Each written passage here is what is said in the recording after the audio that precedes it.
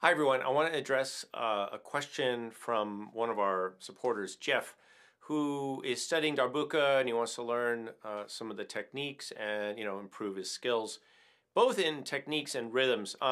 So right off the bat, I want to be totally honest with you guys. Darbuka, or what is commonly referred to as a Doumbek, is not one of my primary instruments. However, I have played it a bit, I have studied a bit.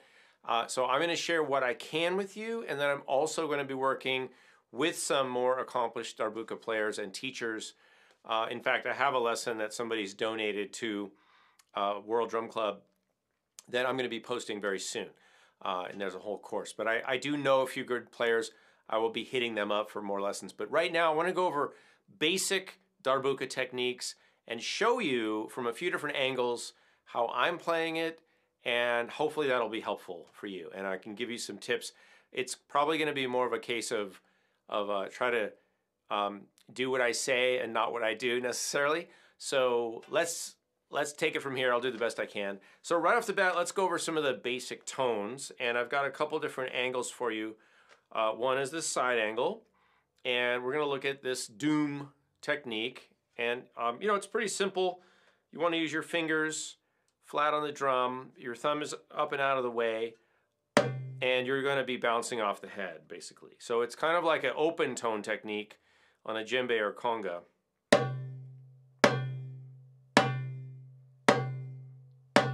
Now, one thing that I will say is that you want to have economy of motion. So it's simple,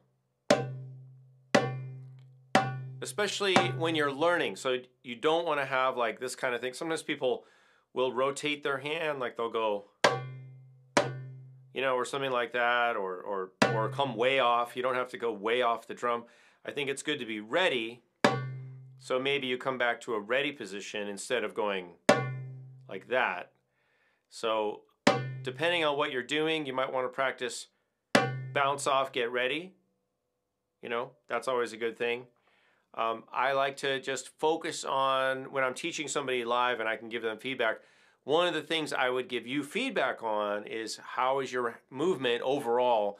Is there any extraneous movement? Is there anything extra that you're doing that you could stop doing now early on? Because you don't want to have to undo things later, certainly after you've practiced for hundreds of hours. Hopefully you've practiced for hundreds of hours. You don't want to redo things, and you want to get it right from the beginning because it's just going to be way more efficient, and you can have you can be more relaxed, and you're not going to be wasting energy doing things like rotating your hand if you don't need to be doing that. So let's look at the doom again from a few different places. Here's the front view, obviously. And one of the things that we can also look at as we're doing this is the angle. A lot of players suggest, this kind of 45 degrees. So this would be straight. This would be 90 degrees or perpendicular, right? And then, so it's about a 45. And we'll go back to the side view. All right, so pretty straight ahead. Let's look at so that's doom. And now we'll look at tak. Same idea. Tak would be our high pitch sound, basically fingertips near the edge. And what I could tell you about this one is just stay relaxed. Don't try to squeeze the sound. We're not trying to press the sound or squeeze the sound out of any drum. It's about allowing the drum to ring by getting in there and getting out of the way as quickly as possible. So if I want to bounce, back to ready, or I could stay closer. It's just a very relaxed stroke. So again, shake out the tension. Fingers are relaxed, somewhat together.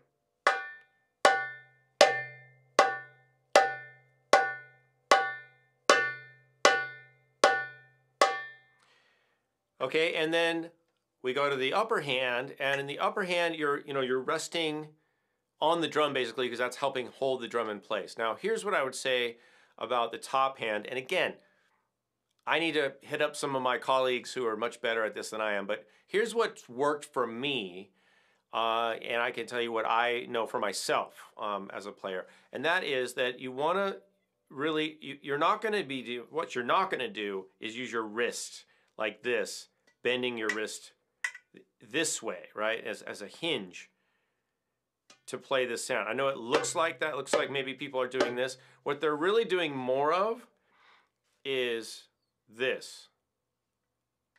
Rotate.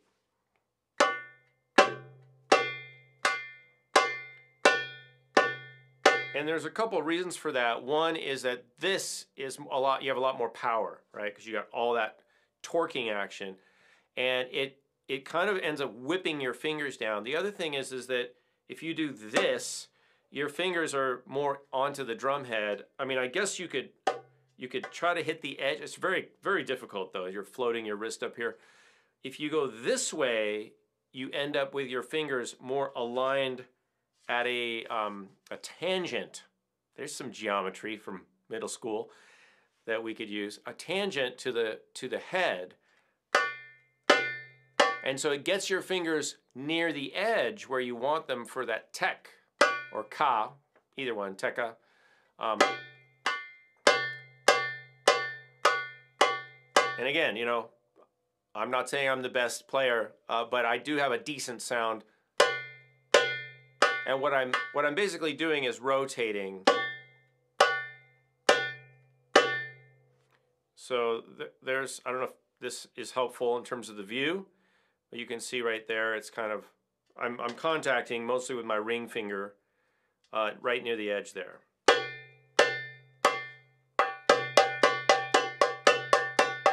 So not that different a sound than the ka, right? Tek or tek. I get confused. Tek ka.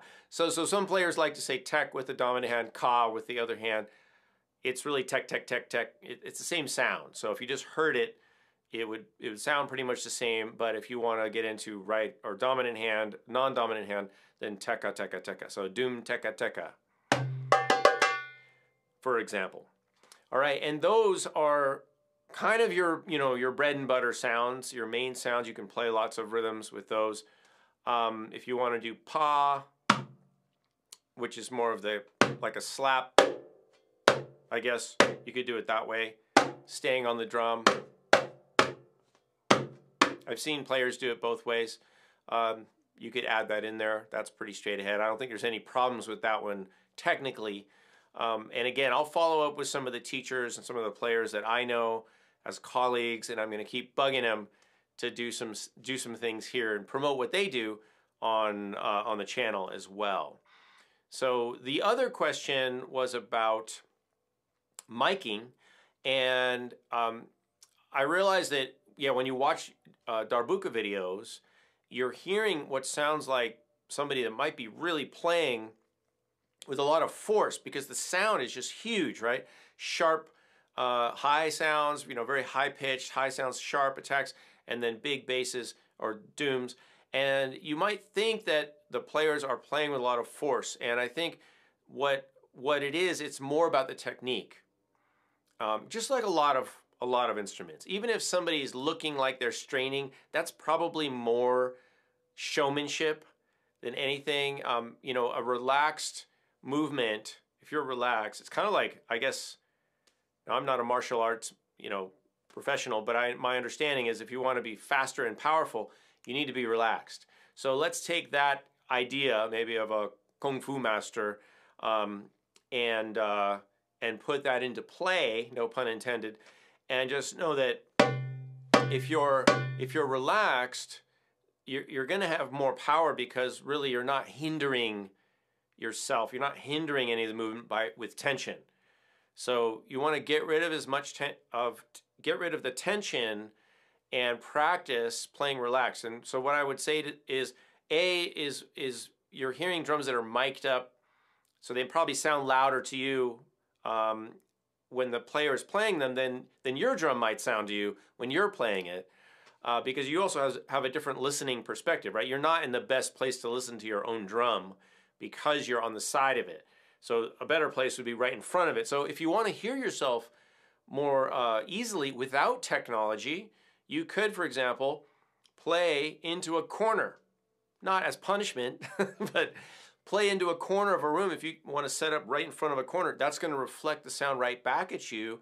And that might be helpful, A, because it gives you more feedback in terms of your own sound, and it will amplify your sound so you don't feel like you have to hit the drum as hard, and that'll help you play in a more relaxed way and perhaps build some confidence and build a history of playing in a relaxed way, so that when your technique does develop and your tones are getting more crisp and differentiated, then you can benefit as much as possible from that. The other thing you can do, of course, is to set up a mic with headphones if you want. I think that would help get a more satisfying sound experience, perhaps, and also help you reduce the feeling that you might have to play harder to get more of a sound, a bigger sound. So focus on the bigness of the sound in terms of sound quality, not on quantity or force. So my advice would be to play, just stay relaxed. Don't worry about the volume level. Focus more on the sound quality, and know that if you start to get tense, that's what you need to address first. Address the tension, relax, slow down, simplify, modulate your force so that you don't end up practicing tense. Because again, like I said before, if whatever you practice, that's what you're going to do more of, right? So you want to practice as well as you can. In other words, it's not just practice makes perfect, right? Practicing perfectly makes perfect. So do the best you can. Try to get some feedback from a teacher. I do private lessons, through Skype. A lot of you are taking advantage of that. Certainly, if you could sit down with a teacher, if it's not me, get somebody else to give you feedback who can see what you might be doing that needs correcting right away. I think it's really important early on, of course, because you want to have the opportunity, you want to give yourself the opportunity to develop the best technique you can right from the beginning. It's much more important in the beginning than it is, down the road. It's kind of like investing, all right? Invest most of your money early, and that's the cheapest money you're gonna have, and it's gonna be worth a lot more, or the most valuable.